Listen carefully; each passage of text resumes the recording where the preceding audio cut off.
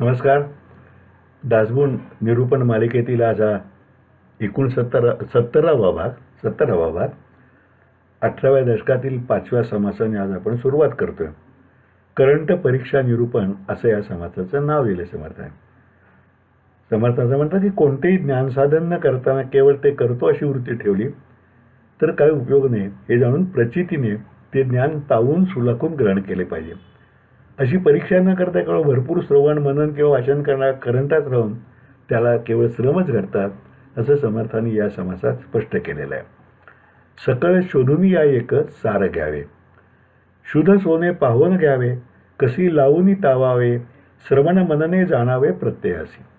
जे प्रचितीस आले खरे तेची घ्यावे अत्यादरे, अनुभवीन जे उत्तरे फलकटे जाणावी. पिंडी नित्यानित्य विवेक, ब्रह्मांडी सारा सार अनेक, सकळ शोधून या एक सार घ्यावे. एखाद्या मापाने खूप धान्य मोजले तरी त्या मापाने ते धान्य खाल्ले असे होत नाही. तसंच खूप वाचलं, खूप पाठांतर केलं, खूप ऐकलं, पण ते जर सर्व आपण अनुभवानं प्रचितीवर अंतरंगात मुरवलं नाही तर ते व्यर्थ जातं. वाचताना काय आणि श्रोत्याला सांगताना काय ते अर्थपूर्ण असले पाहिजे. एखादा वक्ता नुसता भराभर बोलत गेला पण त्या बोलण्यात काही सार नसेल तर श्रोत्यांना काय समजणार. आपल्या विवरणाने श्रोत्यांना सर्व शंकांचे निरसन झाले पाहिजे हे पथ्य सांभाळणे जरूर आहे. एखाद्याने जात्यामध्ये नुसतेच भराभर धान्य घातले व त्याला बारीक पीठ मिळत नाही. आपण बघितलं की जात्यात दळताना हल्ली जाते दुर्मिळ झालंय. उदाहरण किंवा चित्र काढून दाखवायला लागेल, पण तू गिरणीमध्ये जरी बघितला पण तरी त्यातनं मापातच वरनं धान्य खाली जात असतं. आपल्या घरची आटा चक्की असती ती बघून बघा, त्याला एक विशिष्ट मेजर लावलं असतं, तेवढंच धान्य खाली जातं, तेव्हा ते दळलं जातं. सगळंच धान्य एकत्र जर सोडलं तर ते धान्य दळलं जात नाही, तसंच बाहेर पडेल, पीठ मिळणार नाही आपल्याला. त्यामुळे समर्थ म्हणतात की ज्ञान कसोटीवर घासून पुसून घ्यावं, घेतलेलं मनन करून आत्मसात करावे आणि मगच पुढील ज्ञानाच्या मागे लागावे. कोणतीही गोष्ट करताना त्यापासून खरा लाभ झाला पाहिजे. नुसतं भराभर करून काय उपयोग नाही. एखाद्या वैद्याने खूप औषधं दिली पण रोग्याला गुण जर आले नाहीत तर त्याचा काय उपयोग आहे. त्यासाठी गुणकारी औषध नेमके निवडून दिले पाहिजे. कोणताही व्यापारधंदा करताना सुद्धा त्याचे हिशोब ठेवावे हेही समर्थाने सांगून ठेवले आणि त्याचा नफा तोटा पाहायला पाहिजे. असं जसं आजचे अर्थज्ञ सांगतात की तुमचा नेट प्रॉफिट पर्सेंटेज काय आहे, पी रेशो काय आहे, PBDT काय आहे, ह्या टेक्निकल टर्म्स आहेत. पण समर्थांनी हाही दासबोधात उल्लेख करून ठेवला आहे. लिहिणे न येता व्यापार केला, काही एक दिवसच चालला, पुसता सुरणीचा भेटला तेव्हा खोटे. काही लेखन व्यापाराचा हिशोब ठेवला नाही, नुसताच चालू ठेवला आणि जेव्हा एखाद्या अकाउंटंटने हिशोब तुम्हाला विचारला म्हणजे लक्षात येतं की आपला धंदा आतबट्ट्यात चाललेला आहे, तेव्हा तो व्यवस्थित हिशोब ठेवला पाहिजे. ती स्थिती परमार्थाच्या साधनेही सुद्धा आहे. सोने घेताना जसे आपण कस लावून घेतो आणि ते शुद्ध आहे याची खात्री करून घेतो, त्याचप्रमाणे श्रवण मनन आदी सर्व ज्ञानसाधने प्रचितीच्या आणि अनुभवाच्या कसोटीवर तावून सुलाखून घेतली पाहिजे. जे प्रचित राहील तेच सत्य ओळखून आदरपूर्वक ग्रहण करावे आणि जे त्या कसोटीला उतरणार नाही ते फोलपटासारखे टाकून द्यावे असं सांगतात. समर्थ म्हणतात की असे जो करणार नाही त्याला ज्ञानी झाल्यासारखे वाटेल पण पुढे त्याच्या फजितीला पारावार उरणार नाही. थोडक्यात प्रत्येक गोष्टीचा आपण विचार करून कसोटीवर घासून पुसून घ्यावीत असं समर्थाचं म्हणणं आहे. आता उत्तम पुरुष निरूपण हा एक 6वा फार महत्त्वाचा समास आहे. आपण सगळ्यांतून मुळात वाचावा असं वाटलं, आपण सुरुवात करतोय. थोडक्यात मी सांगणार आहे कारण खूप मोठा समास आहे आणि खूप महत्त्वाचं ते सांगितलेलं आहे की आपण कसं वागावं. ज्याला उत्तम पुरुष म्हणता येईल अशाची लक्षणं समोर सांगतात. धर्मस्थापनेचे नर ते ईश्वराचे अवतार, नाना वस्त्रे नाना भूषणे येणे शरीर शृंगारणे, विवेके विचारे राजकारणे अंतर शृंगारीचे. शरीर सुंदर सतेज, वस्त्रे भूषणे केले सज्ज, अंतरी नसता चातुर्य बीज, कदापि शोभा न येई. धर्मस्थापनेचे नर ते ईश्वराचे अवतार, झाले आहे तर पुढे होणार देणे ईश्वराचे. माणसाचे केवळ बहिरंग सुंदर आणि साजर असून उपयोग नाही तर त्याचे अंतरंग उत्तम असले पाहिजे. असे उत्तम पुरुष जेव्हा बहुजनांच्या उद्धारासाठी निस्वार्थीपणे कार्य करतात तेव्हा समाज, प्रांत व राष्ट्र सुधारून प्रगत होते. अशा पुरुषांच्या हातून समाजाचे नवनिर्माण होऊन लोकांच्या आचार विचारात गुणात्मक बदल होतो. हे नवनिर्माण म्हणजे जणू नवीन धर्माची स्थापना असते. असे कार्य करणाऱ्यांच्या पाठीमागे परमेश्वर खंबीरपणे उभा असतो व त्यांच्यावर कृपेचा अखंड वर्षाव करीत असतो. एका तऱ्हेने म्हणून असे नरोत्तम परमेश्वराचे अवतारच होत असं समर्थ सांगतात. समर्थ म्हणतात, सुंदर वस्त्रे, शोभिवंत दागिने यांनी शरीराला नटवले जाते, तसेच विवेक, विचार आणि धोरणीपणाचे राजकारण यांनी माणसाचे अंतरंग अलंकृत होऊन शोभून दिसते. बाहेरून उंची वस्त्रे लिहून दागिने घालून सुंदर व सतेज तेजपुंज शरीर देखणे केले, पण त्याच्यातला अंतःकरणात जर चातुर्य नसेल तर त्या बाह्यातकारी शोभेचा उपयोग शून्य आहे. दिसायला सुंदर असणारा माणूस जर हट्टी, तोंडाळ, अभिमानी, रागीट, कठोर बोलणारा व न्यायनीतीची पर्वा न करणार असला तर ते बाहेरचं सौंदर्य घेऊन काय करणार? असा बेईमान, असत्यवचनी, तरेवाईक, विसंवादी माणूस सुंदर दिसला तरी राक्षसी प्रवृत्तीचा असल्यामुळे राक्षसच समजला पाहिजे. हा विचार करून माणसाने उत्तम गुण घ्यावेत व त्याला सदाचरणाची जोड द्यावी. कोणत्याही गोष्टीचा अतिरेक टाळावा. प्रसंगावर लोककल्याणार्थ शरीर झिजवावे. सदैव सर्वांच्या सुखाची चिंता करून त्यासाठी आळस टाकून आणि अखंड प्रयत्नांची कास धरून लोकसंग्रह करीत जावे. आयुष्यात व समाजकारणात प्रसंग पाहून वागावे, तर वेगवेगळ्या प्रसंगी एकच निर्णय होऊन चालत नाही हे सांगताना समर्थ म्हणतात, समयासारखा समय येना, नेम सहसा चालेना, नेम धरिता राजकारण अंतरपणे. सर्व वेळा सारख्या नसतात, त्यामुळे त्या वेळी वेगवेगळ्या वेळी एकाच तऱ्हेने वागून चालत नाही. त्या प्रसंगाला अनुरूप असं आपलं वर्तन ठेवलं पाहिजे. आणि समर्थ असं म्हणतात की असे गुण येणे ही ईश्वराची कृपाच असते, म्हणून हे सर्व ईश्वराचे देणे मानावे आणि त्या गुणांचा सुद्धा अभिमान धरू नये. न्याय, नीती, विवेक, विचार, बुद्धी, शक्ती, युक्ती, प्रयत्नशीलता आणि धारिष्ट्य हे ईश्वरी कृपेच्या प्रसादानेच प्राप्त होत असते. अशा भाग्यवंतांचे विचार, उच्चार आणि आचार आदर्श असून अनेक लोकांना त्यांचा आधार असतो. त्यामुळे ते सर्व लोकांना प्रिय होतात. समाजातील सर्व वाईट गोष्टी आणि प्रवृत्ती नष्ट करून त्यांच्या जागी सद्विचाराची स्थापना करण्याचा ते प्रयत्न करतात आणि म्हणून लोककल्याणकारी नवीन धर्मच प्रस्थापित करण्याचा त्यांचा प्रयत्न असतो. अशा पुरुषोत्तमांना समर्थ प्रत्यक्ष परमेश्वराचा अवतार असं म्हणून गौरवतात आणि परमेश्वर कृपेनेच असे अवतार पूर्वी झाले आणि दुष्टांच्या निर्दानासाठी आणि सदरक्षणांच्यासाठी ते पुढे येतील असा भरोसाही देतात. जनस्वभाव निरूपण असा हा 7वा समास आपण सुरू करतोय. यामध्ये समर्थांची एक महत्त्वाची शिकवण बचतीची आहे, ती या समासात समाविष्ट आहे. त्याचे हे घेऊया. मिळवती तितुके भक्षिती, ते कठीण काळी मरून जाती. जनाचा लालची स्वभाव, आरंभीच म्हणती देव, म्हणजे मला काही देव ऐसी वासना. देव म्हणजे द्या, मला काही द्या अशी वासना. कष्टेविणे फळ नाही, कष्टेविणे राज्य नाही, केल्याविणे होत नाही साध्य जनी. मिळविती तितुके भक्षती, ते कठीण काळी मरून जाती. दीर्घ सूचनेने वर्तती तेची भले. जगातील बहुसंख्य लोकांचा स्वभाव स्वार्थी आणि आळशी असून त्यांना काही कष्ट न करता सुख व समृद्धी असे फळ पाहिजे असते. अशा लोकांचा समर्थांना अतिशय तिटकार असून त्यांची संभावना समर्थांनी कठोरपणे करंटे अशी केलेली आहे. समर्थांचा प्रयत्नवाद, कष्ट व शुद्ध विचार यांच्यावर मोठा विश्वास असून त्यांच्या योगाने श्रमणाऱ्या माणसाला यश प्राप्त होतेच अशी त्यांची निष्ठा आहे. बहुसंख्य लोकांचा स्वभाव लोभी आणि लालची असतो. ते देवाचे नाव घेण्यासाठी देव हा शब्द उच्चारताच देव म्हणजे द्यावे अशी इच्छा धरतात.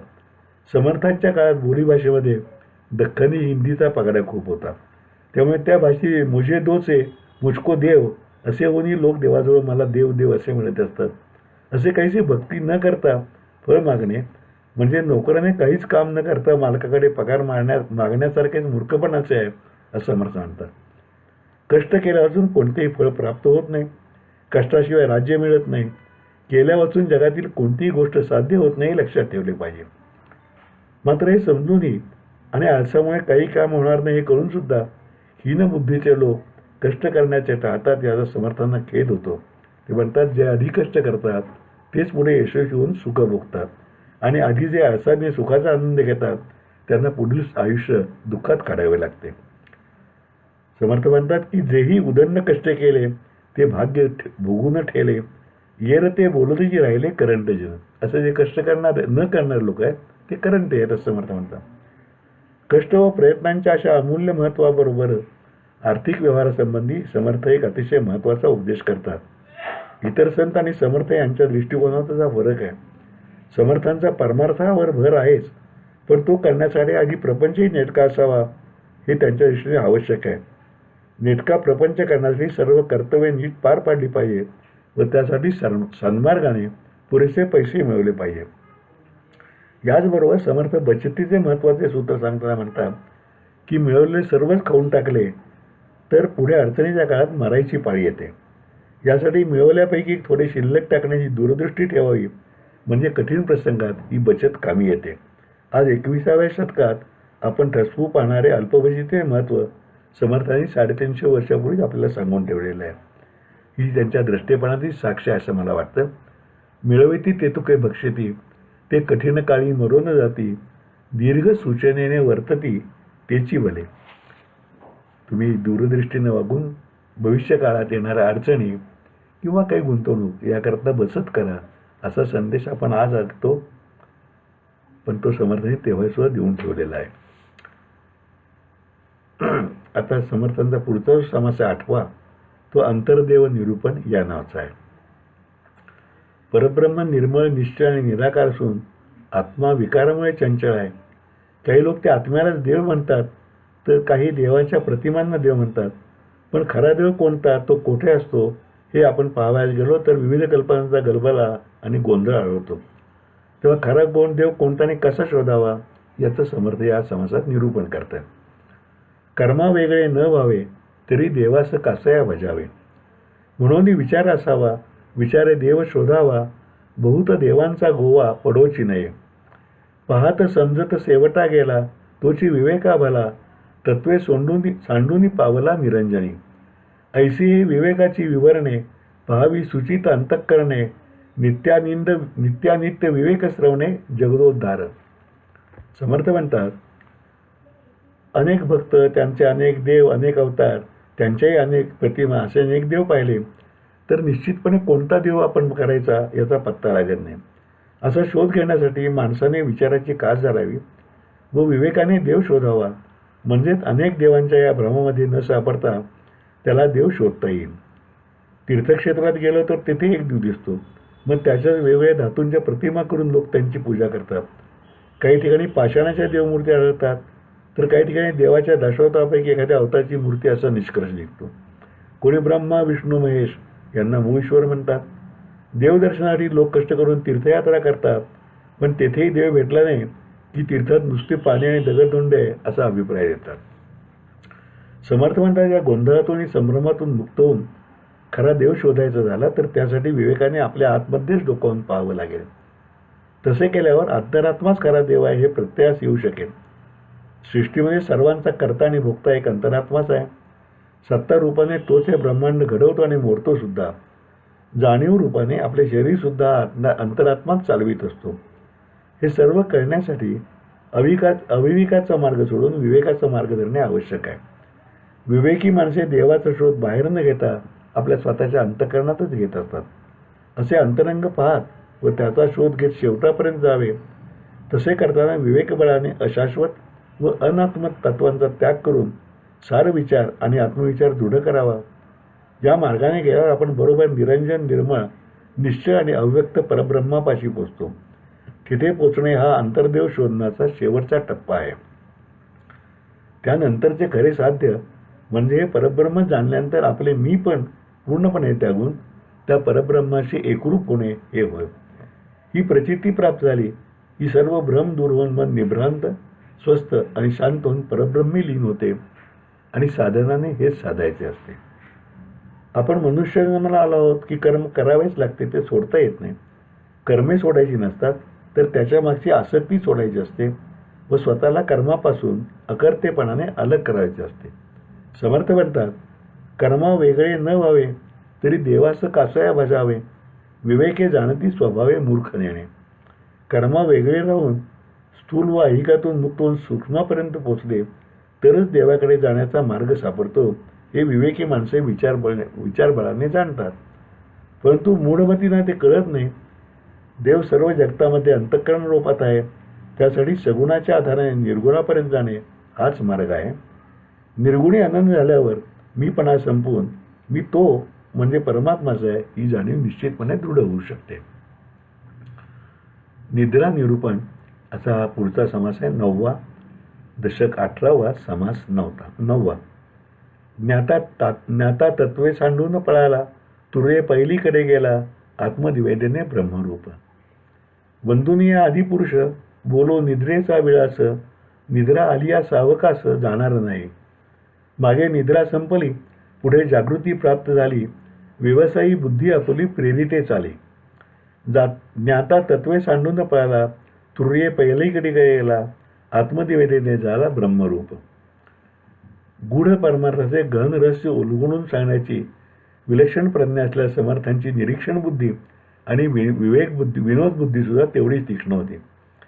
नेहमी येणारी झोप आणि ऐहिकात गुंग झाल्यामुळे आणि दृश्याची झापडी लावल्यामुळे येणारे अज्ञानपण हे एकसारखेच आहे असे सांगणारे समर्थांचा हा निद्रा निरूपण हा समास आहे. माणसाला झोप ही अत्यंत आवश्यक गोष्ट आहे. झोपेमुळे शरीर आणि मेंदूला विश्रांती मिळून ती पुन्हा जागे झाल्यानंतर ताजीतवानी होता. झोप मिळाली नाही तर माणसाची भ्रमिष्ठ अवस्था होते. या समासाचा प्रारंभ करता समर्थ म्हणतात, झोप आल्यावर माणसाला दुसरे काही सुचत नाही. जांभया आळोखे पिढोके देत त्याला बसवतही नाही. झोप आल्यावर ते आवरत नाही आणि त्यावर प्रत्यक्ष झोप लागणे हाच एकमेव उपाय असतो. असं म्हणतात की माणूस सुखी व समाधानी आहे याचे सहजपणे पडल्यावर त्याची येणारी झोप हेच लक्षण आहे. झोपेच्या गोळ्या घेऊन झोप आणणे निराळे आणि निर्मळ व संतोषी स्वभावामुळे सहजपणाने येणारी झोप भाग्याचीच खूण समजली पाहिजे. झोपेमध्ये माणसाची परिस्थिती कशी असते याचे समर्थाने केलेले वर्णन वाचतानाही हसू येईल. ज्याला कोणाला विनोदाचा आनंद घ्यायचा असेल ते तो मूळ समास जरूर वाचावा, कारण खरोखरच विनोदी वर्णन आहे. कोणी झोपेत डुलक्या घेतात तर कोणी कूस बदलतात. कोणाचे डोळे बंद तर कोणाचे चक्क उघडे तर कोणाचे अर्धवट असतात. एखादा बसल्या बसल्याच घोरू लागतो व झोपेतच सरकून आडवा होतो. कोणी शरीराचे मुटकुळे करून झोपतो, कोणी उताने, कोणी पालथे तर कोणी कुशीवर झोपतात. एखादा झोपेतच हात अगर पाय हलवतो तर एखादा लोळत लोळत चक्राकार फिरत राहतो. एखादा अस्ताव्यस्त पसरतो तर एखादा प्रेतासारखा निश्चल पडतो. झोपेत लोळल्यामुळे एखाद्याचे कपडे अस्ताव्यस्त होऊन फजितवाडा उडतो तर कोणाचे पागोटे सुटून ते खोलीभर पसरून जाते. काहींना झोपेतच हसायची तर काहींना रडायची सुद्धा सवय असते. तर कोणी झोपेत दात करा खात असतात. झोपेत चालणाऱ्यांचे सुद्धा अनेक प्रकार आहेत. कोणी उठून दार उघडून रस्त्यावर फिरू लागतो तर एखादा झोपेतच गोठा किंवा उकिरड्यावर जाऊन तेथेच पुन्हा झोपून सुद्धा जातो. एखाद्याला चांगली स्वप्ने पडतात तर दुसऱ्याला वाईट स्वप्ने पडल्यामुळे तो रडत रडत उठतो. झोपेतच कोणाची लाळ सांडते तर कोणी ढेकळात देऊन वायूही सोडतात. थोडक्यात झोपेमध्ये आपण काय करतो याचे आपले सर्व भान सुटून गेलेले असते. रात्र संपून उजाडायला आले की जो तो पुन्हा जागृवस्थेला येऊ लागून उद्योगाला लागतो. हे सांगताना समर्थ म्हणतात, इकडे उजाडायला आले, कोणी पढणे आरंभले, कोणी प्रातस्मरामी मांडले हरिकीर्तन. सकाळी येताच कोणी नित्यपाठ, कोणी प्रातस्मरण तर कोणी हरिकीर्तन सुरू करून भक्तीला सुरुवात करतो. जप, पाठांतर, भजन यांची भक्त सुरुवात करतात तर विद्यार्थी अभ्यासाला, गायक वादक रियाजाला आरंभ करतात. झोप संपली की जागृती येऊन जो तो आपापल्या उद्योगाला लागतो. याचप्रमाणे ऐहिकाच्या निद्रेमधून साधकाने जागे होऊन साधनेचा प्रारंभ करावा. हे सगळं झोपेचं वर्णन नाही, तुम्ही ऐहिकात गुंगून गेलाय ते म्हणजे झोपल्यासारखं आहे. याकरता समर्थ सांगताय, ऐहिकाच्या निद्रेमधून साधकाने जागे होऊन साधनेचा प्रारंभ करावा. अशा साधनेतून पुढे साधक ज्ञानी बनून आसार सोडून तुर्येच्या पलीकडे जाऊन आत्मनिवेदनाला प्राप्त होतो आणि स्वतःच ब्रह्मरूप होऊन जातो. आज इथेच थांबूया. आपण 18व्या दशकातल्या 9व्या समासापर्यंत आलो. आता हे शेवटचे आता दोन समास राहिले त्यात जास्त महत्त्वाचे आहेत. आपण बारकाईने पाहायला पाहिजे. क्वचित कधी ते 1-2 मिनटं आपली जास्त सुद्धा एकेका भागामध्ये जातील असं मला वाटते. समर्थांच्या चरित्रपटाचे आपल्याला चरित्र थोडं समजावून घ्यायचं आहे. बघूया आपण एक भाग येईल तसं एक गोष्ट करूया. तोपर्यंत नमस्कार.